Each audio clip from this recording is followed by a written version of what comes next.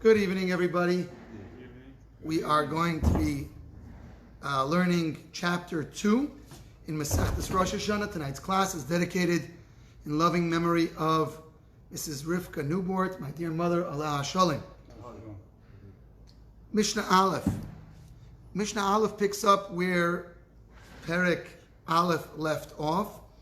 Perek Aleph was talking about the procedure for people coming to testify that they had seen the new moon, which would establish the Rosh Chodesh on the 30th day, which would make the month 29 days. If they fail to do so, as we're going to learn, the month will be 30 days and the Rosh Chodesh will be on the 31st day. Says the Mishnah, in Einon Makirunai, what happens if the person, the people, the zug, the pair, or the individual, one of the pair, who had seen the moon, and the Bezdin in Yerushalayim doesn't know who he is. They're not familiar with him. So, what should we do? Now, what is this talking about? Originally, the rule, or according to Torah law, a Jew is believed as a witness unless there's a reason not to believe him.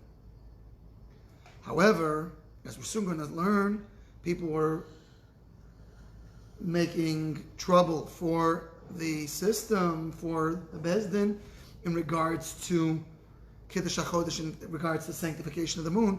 So the Rabbanan made a decree that everybody who comes needs to be verified. We need to know who they are. And if we don't know who they are, we send somebody else to testify for him, who he is, to his character, that he's can be believed. Now, this is not just a small halacha. This is a very big halacha. What do I mean? Because even if it's Shabbos, and the person who has to travel is traveling, has to violate the Shabbos, wow, the people who are going to testify about this person's character will also have to violate the Shabbos, even though it's a rabbinic enactment. Now, the Yerushalmi, the Gemara in Yerushalmi, maintains that one person is sufficient to give testimony on a person's character. Whereas in the Bavli, which we follow, the Babylonian Talmud, maintains that we would need a pair of witnesses to give testimony to the validity of each of these witnesses. And so it's an incredible idea here, that even though they're only a person is only not believed without verification because of a rabbinic enactment, nevertheless, witnesses who are going to testify for the witness will be able to violate the Shabbos in order to give testimony about his character. So here you can have a possibility of one person who sees the moon, another person who sees the moon separately, and a pair of witnesses for each of them, according to the Babylonian Talmud, who are going to now come and give testimony to their character.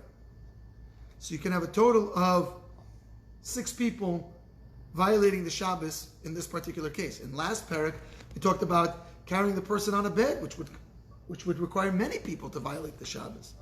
The point here is that if we need their testimony, or if we believe that we might need their testimony, we have to violate the Shabbos to go to Yerushalayim. Originally,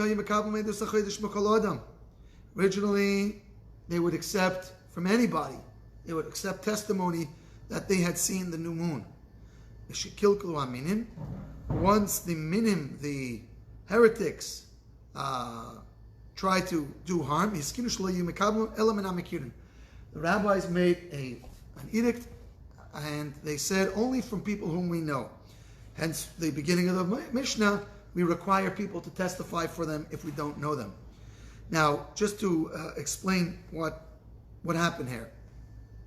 The story is as follows. There was Baisoisim. The Baisoisim were a group from the Sadducees, the Tzedukim, who did not believe in the oral Torah. So they believed in the literal meaning of the Torah. Now, when it says that Mimochras HaShabbos, that on the day after Shabbos, that's the day that you bring the Shtei Halacha, you bring the you bring the Korban Omer on Pesach. So they were of the opinion that their opinion was that it has to be on a Sunday. Mimochras HaShabbos means the day after Shabbos. We know according to the oral tradition that it does not mean the day after Shabbos. It means the day after the first day of Pesach. Now it happened one year that the 30th day of Adar was a Shabbos, and so they wanted to create a situation in which the Korban Omer would end up being brought on a Sunday, and Shavuos would be brought on a Sunday, would come out on a Sunday. So they tried to lie and say that they saw the moon in order to manipulate it so that everything would work out as they had originally, as according to their plan, which is understanding that Mimochras HaShabbos means actually Sunday.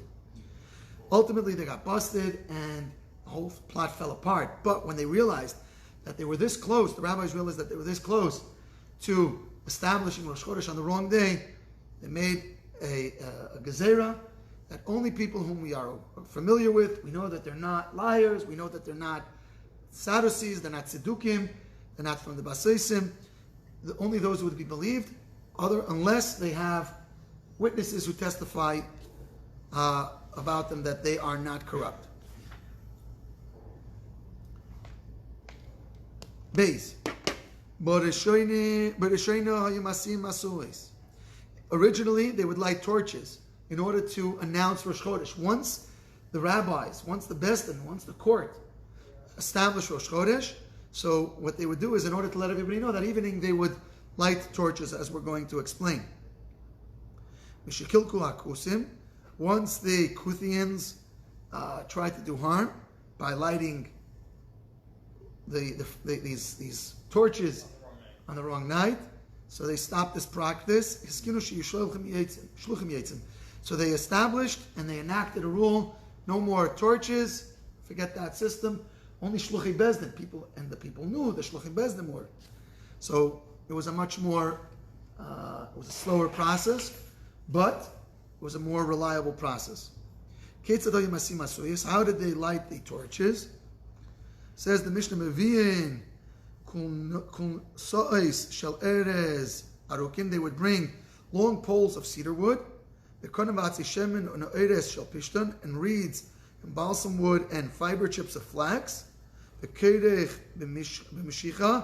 and they would tie it around with a rope on the top, and they would go up to the top of the mountain with these long poles, and they would set fire to them. They would wave back and forth and up and down with this torch, these long poled torches, until somebody in the next mountain would see it, and then from the next mountain to the next mountain. And they had people stationed there waiting to see if there was somebody from the earlier mountain was lighting up the pole. And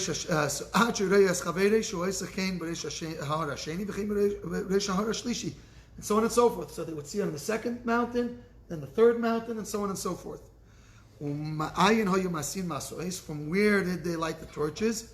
They would start on Mount Olives, the Sartava to the Sartava mountain. From the Sartava mountain, the Grefina, so they would go from one mountain. These were the main mountains. There were mountains in between these mountains, but these are the famous ones, and these were the main ones. So they're mentioned here. And they would stop at base Biltin, which is the top of a mountain, so called. Being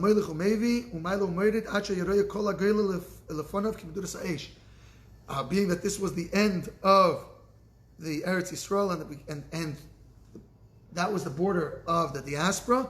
So now, all the way through Babylonia, they could see all of these mountaintops that with these big, enormous fires up on them, and it looked like one big fire to them, and they realized and they knew that Rosh Chodesh was early. Meaning to say that the month before was 29 days, and the 30th day is Rosh Chodesh, or the first day of the next month. There was a great, large courtyard in Yerushalayim, and it was called Beis Yazik. That was the name of the courtyard. L'sham, and to their kol ha'edim eskansim, all of the witnesses would gather. And the Bezdin, the court, would interrogate them, check them out there. And they would make this huge feast for these people who came to testify, so that they would have incentive. It was a big honor for them, and a big to come to next time when they saw it. So you had people looking out for the moon. But in the beginning, originally, because the Chazal established a 2,000 amma, 2,000 cubic feet limit for Tchum Shabbos. So once they got there, they had to violate this limit when they came on a Shabbos. So they only had permission originally to go there, but now they're stuck in this big place there. Hiskin Rabbi Gamliel, Hazakin, the elder Rabbi Gamliel, the original one, he decreed that they be given status of the Bnei Ha'ir. They become honorary citizens of Yerushalayim at that time, and they can go the whole city and another 2,000 amas, just like everybody else who lives there. If you're a Bnei Ha'ir, if you're from that city, they get there, they're Bnei Ha'ir, and therefore they can walk back. They can walk 2,000 amas. They can take a stroll, not necessarily back, because where they came from could have been more than 2,000 amas. So where would they stay the night? They wouldn't come at, they were there all day. They were there all day Shabbos and until Motzei Shabbos. But now they were stuck in this courtyard. Oh. So now they can go everywhere they want to go. Well, what if somebody lives in Tzfat or Rosheva? Yeah, well, he wasn't going to make it then. Right, so he's like so not obligated to go. Right, we already spoke in previous Perek, only somebody who could possibly make it on time is able to go. Close enough. Even if they have to put him on a donkey or horse to get him. But if you can't get there, you can't get there. There's no point in going. Okay.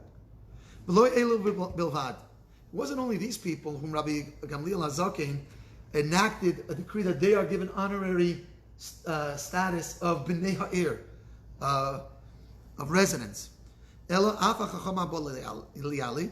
A midwife who came to assist in a birth, or somebody, a fireman who came to put out a fire and to rescue people from a fire, or soldiers who come to rescue people from attacking army, or people who come to a city because they heard that there's been a flood, a tsunami, or whatever, or if there was a ruin, a building fell, a building collapsed, so the rescue team comes.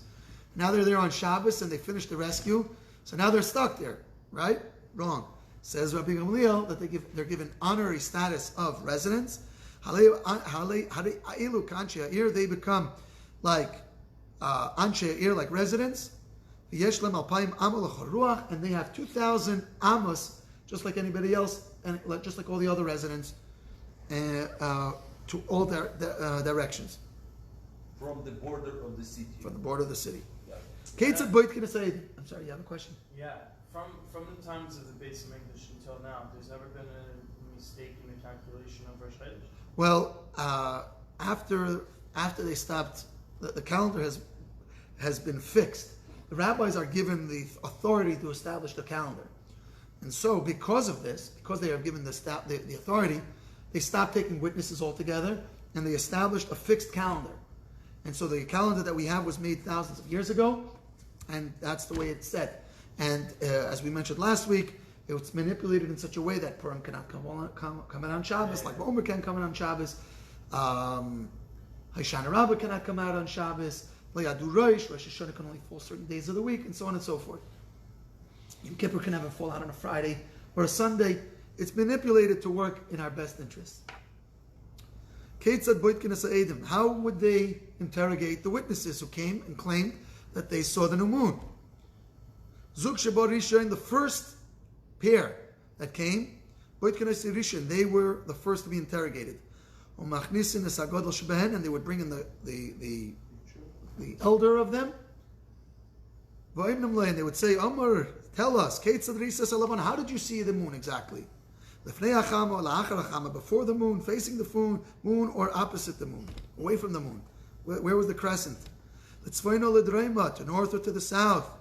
How high was it in the sky?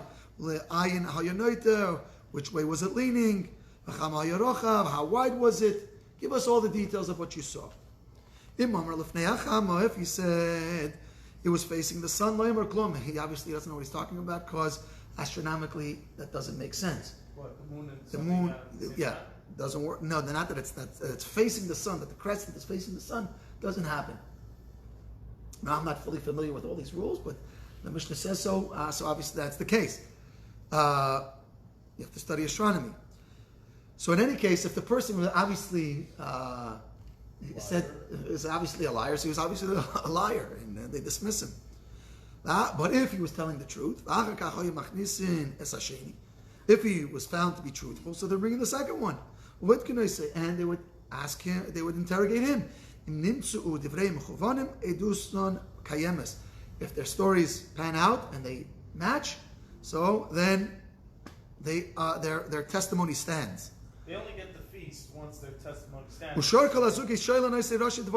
Now what would they do? The rest of the pairs, they came and they're standing there like dunces because it's done, the first pair. So they don't want to make them feel bad.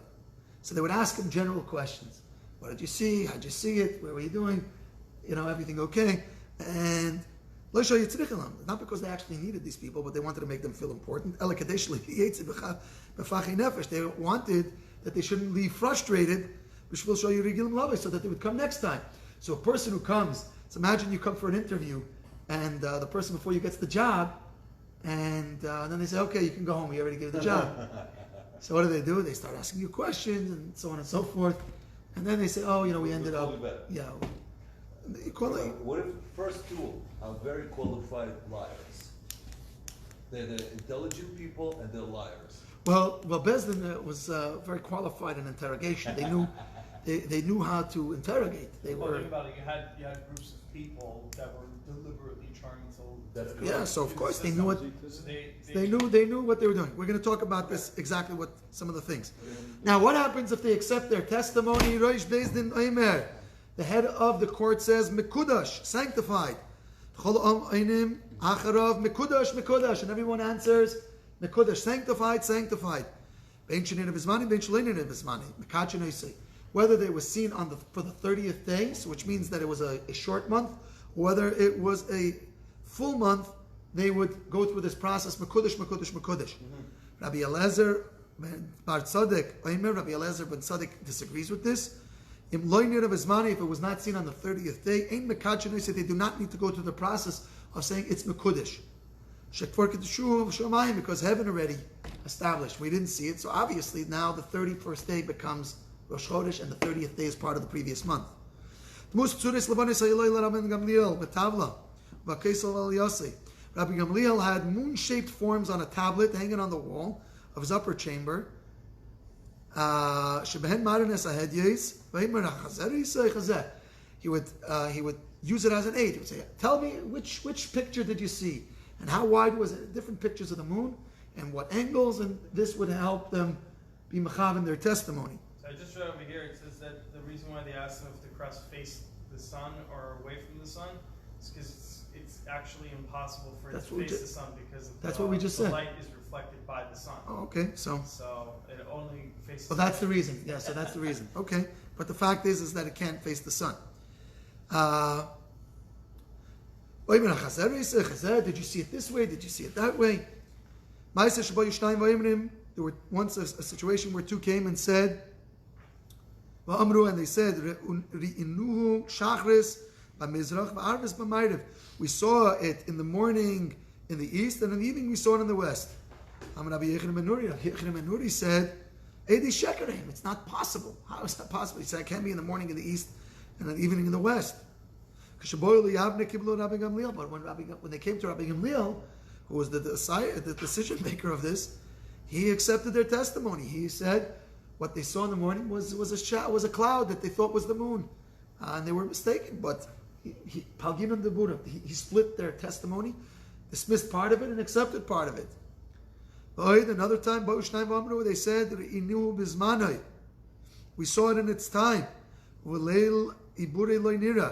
But in the night of the 31st, it wasn't seen. We didn't see it.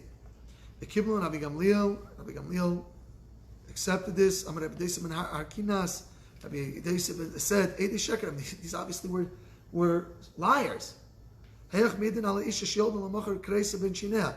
can it be, it's an expression here, how can it be that you testify about a woman that yesterday she gave birth, today she gave birth, and tomorrow she shows up with her belly between her teeth. In other words, that her belly is so big, it looks like it's blocking her face. So the point is that it's not possible for her to be pregnant one day, for her to give birth one day, and the next day to have a full belly. Same thing.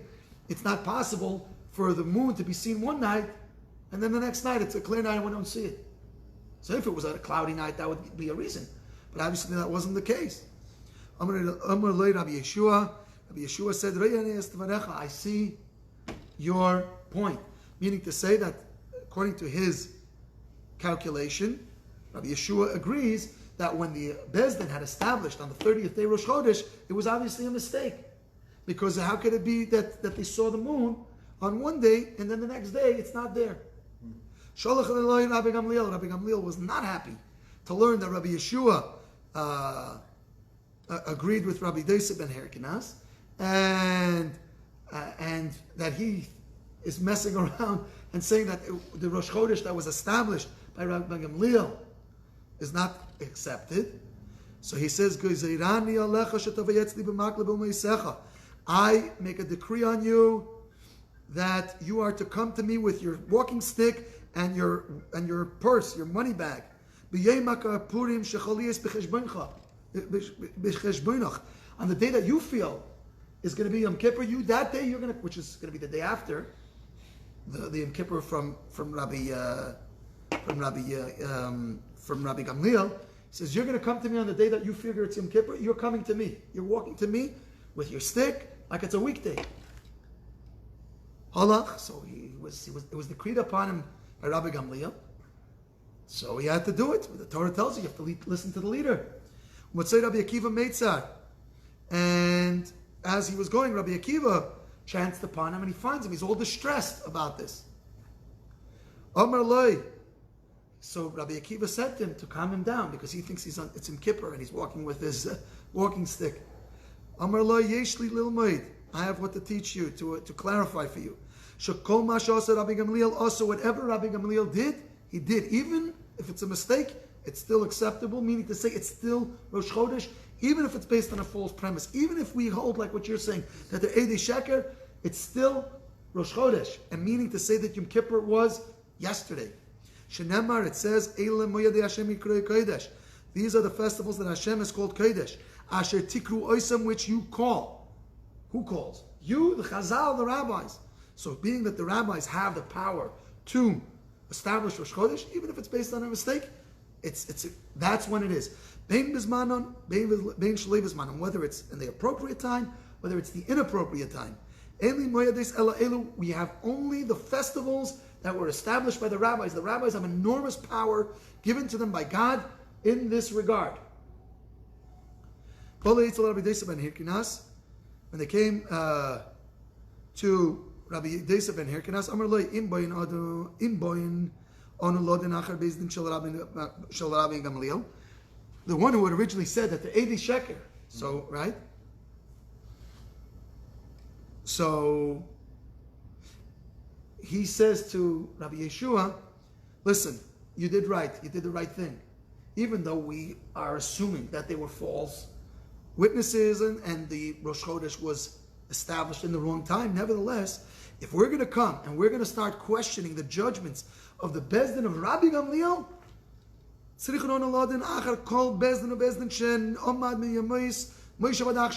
we will have to now uproot everything from all the way from Moshe Rabbeinu till now, and we're going to be in a total mess because we don't know anything. We don't know when the first Rosh Chodesh is, when the next Rosh Chodesh is, and so on and so forth. We're in a complete mess. Rather, whatever they established, and that is law. Shenemar, how do we know this? It says, Vayal Moshe v'Aaron Nadav Avihu. It says, Moshe, Aaron, and Nadav, and Avihu, and the 70 elders. Why does it only give us 4 names and then tell us the 70 elders? Why don't they get their names mentioned? It comes to tell us, any 3 that are established as a bezdin, Al Yisrael over the Jewish people.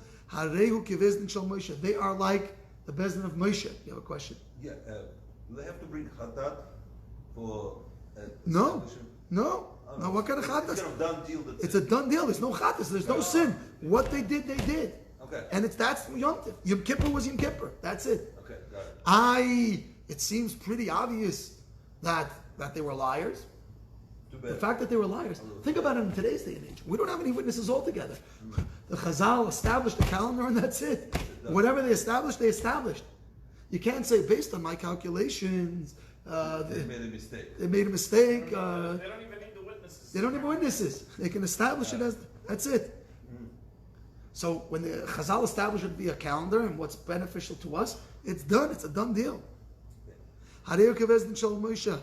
They're like the same bezdin that Moshe established. In any case, he took his walking stick and his money purse and his money in his hand. He went all the way to Yavne, to Rabbi Gamliel. On the day that he imagined, that he established in his own mind, that would have been a Yom Kippur. When Rabbi Gamliel saw him, Rabbi Yeshua, so what does he say? He stands up, Rabbi Gamliel, and he gives him a big kiss on the head. He says, Boi v'sholim, come in peace, Rabbi v'salmid. Rabbi, my teacher, v'salmidi, and my student. Rabbi, the Chachma. You're my Rabbi because you're greater than me in Chachma. You're smarter than me. You're more learned than me. V'salmidi, but you are my student because I'm in charge and you accepted my words. So that is the end of this. Should we try next? Yeah, I think we'll go for it. Yeah. 17, 18 minutes. We'll try the next one. Okay. What happens? Everybody sees it. It's a clear day. And everybody sees the moon. And alternatively, they interrogate the Eidim, but they never got a chance to say Mekudesh until it got dark. So they lost the opportunity, even though everybody saw it. But since they didn't establish it as Mekudesh, now it's a full month, the 31st, or the first of the next month, it becomes Rosh Chodesh, the 31st day from the last Rosh Chodesh. What happens if only Bezdin sees it? Yamdu Shnaim, two from the Bezdin stand up. And they are the witnesses before the rest of the Bezdin. And the rest of the Bezdin says Mekudesh, Mekudesh. What happens if the whole Bezdin was only three altogether? Yamdu Ashnayim, so two who saw from those three, they stand up. And they bring two others who are not on the Bezdin, next to the one expert who is still on the Bezdin. And the two who are from the original Bezdin give testimony before them. And those three say Mekudesh, Mekudesh. Because one person is not believed, is not acceptable as a bezdin for Kiddush Levana. For monetary matters, Echad Mumcha, one judge who's an expert, he can judge, but not for establishing a new moon. So they have to bring on two honorary judges for this practice. Now, we've been talking about for a long time, we forgot even which Masechta we're talking about here. We've been talking about Kiddush HaChodesh all along. Now we're going to get back into Rosh Hashanah. Any shofar, any rams, any horn, I shouldn't say rams horn, any horn from an animal, a kosher animal is acceptable for shofar, because it is, but except for a para, except for a cow. Why? Because a cow's horn is not called a shofar, it's called a keren. Rabbi Yesi says, it says when the long blast of the rams, keren. This was obviously by Matan Torah was a ram's horn. We know from tradition. So, but in answer to this, we say that yes, all shofars are also called keren, but a para from a cow or an ox or a bull, it's only called keren. It's never called a shofar. Meaning that it's never called shofar, it's not acceptable for Rosh Hashanah. That's good. What if it's a wild animal? Yes, yeah, we're going to get into that in 1 second. Gimmel, shofar shel Rosh Hashanah shel Yoel. According to this opinion here, the first opinion, For Rosh Hashanah, we use from a wild goat. Oh. How do you like that? Oh. Pashut, straight. Oh. Ufiv mitzupa zav, and the mouthpiece is covered in gold. Not the mouth, not that it's covered totally, but around the outside of it. And in the Beis Hamikdash, they would have two trumpets on the side. So when they sounded the shofar in the Beis Hamikdash, it was a shofar together with trumpets blowing. We do not do this in outside the Beis Hamikdash. Shofar marach, the shofar blows the long sound, and the trumpets blow shorter sounds. Why? To accentuate the fact that Shah Mitzvah Sayim b'Shofar, because on Rosh Hashanah the main mitzvah is shofar, not hearing trumpets. But Tainiyos, on fast days, in Masechtas Tainus we'll find out that we have fast days and we sound shofars and trumpets. So the shofars b'shel scharim are from ram's horns, kfufim, which are twisted, curved. Ufim mitzupa kesef, but instead of their mouthpieces being surrounded by Silver. by gold, it is silver instead. And there's two trumpets in between. Shofar makatzer, in this instance, the shofar sounds short, and the long sound comes from the trumpets. Because that's the mitzvah of the day, is to sound the trumpets. Rosh Hashanah and Yovel, we use the same type of shofar as well as the same type of brachas. The brachas we don't discuss them here, we'll leave them for a later Perek. In Perek Dalid, Mishnah's Hey and Vav discuss the different brachas. So in any case, the brachas that we have on Rosh Hashanah is the same ones that we use for the Yom Kippur in the Yovel year. Rabbi Yehuda disputes this notion that we said before that for Rosh Hashanah we use a straight horn, and for Tainus we use a curved horn. Rabbi Yehuda says, but Rosh Hashanah taken Mishal Scharim. It's just the opposite. On Rosh Hashanah we use a curved horn, and on Yovel we use a straight horn. And who's the halacha like? What does our shofar look like on Rosh Hashanah? Is it a straight horn? It's curved, of course. So the halacha is, according to Rabbi Yehuda, so on a fast day we use a long straight horn. I have one. What? No. Fast days that were established in the olden days for a calamity, or if they need water primarily. We'll discuss this when we get to the Masechtas Tainus. Vav. Shofar shenistak v'dibkoi. What happens if you have a shofar that has a crack along the length of the shofar and it penetrates all the way into the shofar? And now what do? You glue it back together. Puzzle. So such a shofar is invalid. It's not a kosher shofar. You can't use it for Rosh Hashanah. Because it repaired? Because it was repaired along the length. Dibek shivrei shofar puzzle. If you take a shofar that was sliced in the width and then you glue them back together, so no good. Puzzle. It's puzzle because the Torah says you blow a shofar, and this is considered like shofros. It's like many shofars put together. Nikavu sasamai. What happens if it was punctured and you sealed it? Ima'akif esatkiya puzzle. So before you sealed it, when you sound the shofar, did it change the sound? Did it block the sound from coming out altogether because there's a hole? If so, puzzle. Then lav kosher. But if not, it's kosher. So you would have to fill it up you would have to fill the puncture with a piece of horn, and it would have to have not altered the sound, and the hole would have to be on less than half the shofar. These are the three conditions. And if you don't have those conditions, so you can't use that shofar. In Shulchan Aruch it says that if a combination of some of these, we're not going to get into all of them, some of these conditions are met, in certain cases, b'di'evet, you could use it, if you have nothing else to use. What happens if a person sounds the shofar in a pit, or in a cistern, or into a cask?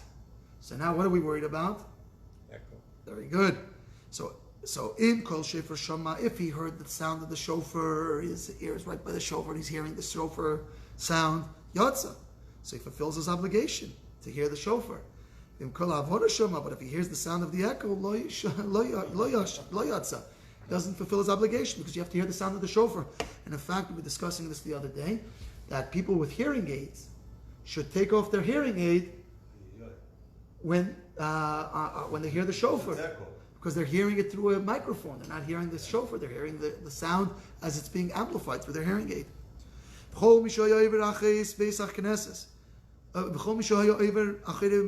Anybody's walking behind the shul, in front of a shul also, but the point is that he's not in the shul. Or his house is right next to the shul. And he hears the sound of the shofar, or he can hear the Megillah. If he's concentrating, he wants to be fulfilling this obligation. He knows today is Rosh Hashanah, and so he wants to hear it, or he wants to hear the Megillah. Yatzei fulfills his obligation, even though he's not in shul. Even though he's hearing it from a distance, in love. But if he's not concentrating, lo yatzi, does not fulfill his obligation for these things. Even though both people heard, one person heard and the other person heard the same way. Two people could be standing by the same window and hear the same thing, but one concentrated and one didn't concentrate. Why? Because one of them concentrated on what he was hearing, and one did not concentrate on what he was hearing. Now, the Mishnah, in Mishnah Ches, which is the final Mishnah of the Perek, is going to deviate from the topic of Rosh Hashanah, but the common theme here is that if you are concentrating on the right thing, then all is good. But if you're not concentrating on the right thing, then all is not good. You're not going to accomplish what you're looking to accomplish. Says the Mishnah,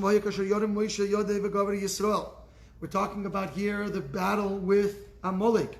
It says that in the Torah, in Shemois, that when Moshe lifted his hands, the Jewish people would win the war. They began winning the war. But when his hands were tired and they were coming down, when his hands went down, so then the Amalekites would gain traction. So now, says the Mishnah, Moshe's hands makes people win war and makes people lose war. Are the Jewish people have to do with his hands? What do they have to do with his hands? What does hands have to do? Moshe's hands have to do with Jewish people being victorious at war. Rather, this tells you, Kol Zman, as long as the Jewish people they were looking up at his arms, and they had their eyes up. What were they looking up at? Not his arms only. They were looking up at Shemayim, and they were subjugating themselves, their hearts to heaven. So then they would prevail. Otherwise they would fall. In other words, Moshe's hands didn't really accomplish anything. It just put their focus up to the heavens. It's like a signal. His hands are up in heaven, so they're looking up at the heaven. They're subjugating their hearts to heaven. Similar story. When there was a plague plaguing the Jewish people, and Hashem says, make a fiery serpent and put it on a banner. And Moshe made one of copper, as the Torah tells us. Whoever will stare at this banner with the fiery serpent will live. Chazal ask, does a snake, a fiery snake, make somebody live or make somebody die? Actually, the opposite. Does it make somebody die or make somebody live? Ella, rather, what are we talking about here? What's the point here? When the Jewish people are looking upward to the heavens and they're subjecting their hearts to their Father in heaven, then they would be healed from this plague. Otherwise, they would rot away and die. Final point of the Mishnah, a deaf mute, a shoita, an imbecile, a person who's intellectually challenged, katan, or a minor, they cannot sound the shofar or anything else, that's any other mitzvah that needs to be done, for that matter. They cannot fulfill the obligation on behalf of the public. So let's use shofar as an example. If a minor sounds the shofar, an adult cannot fulfill his obligation from the minor. Zaklal, this is the general rule. Kol sheini mechuyev badavar, anyone who is not obligated to fulfill a certain mitzvah, cannot discharge the obligation of the adults in the community because they are obligated and he is not. So you would require somebody who is obligated to do the mitzvah on their behalf for them to be able to fulfill their obligation. Yes? What if somebody is deaf, but he's blowing the shofar? He doesn't hear it himself, but he let everybody else hear. So a person who's deaf, who's really deaf, a full deaf person, he can't, if a deaf mute is part of the mitzvah, obviously he cannot fulfill his obligation. No, somebody else. Somebody else. We just said, Chayrish, a deaf person cannot fulfill the obligation. We just said that. But he did it anyway. He blows the shofar and somebody else hears the shofar. He can't. It says it clearly here. This is what we're saying. Got it. Doesn't work. Doesn't work. Got it. All right, that's it for tonight. Baruch Hashem, we were able to accomplish 2 prakim. Please join us again next week for the 4th and final chapter of Masechtas Rosh Hashanah, 8:30 next Wednesday. Thank you so much for joining us. Everybody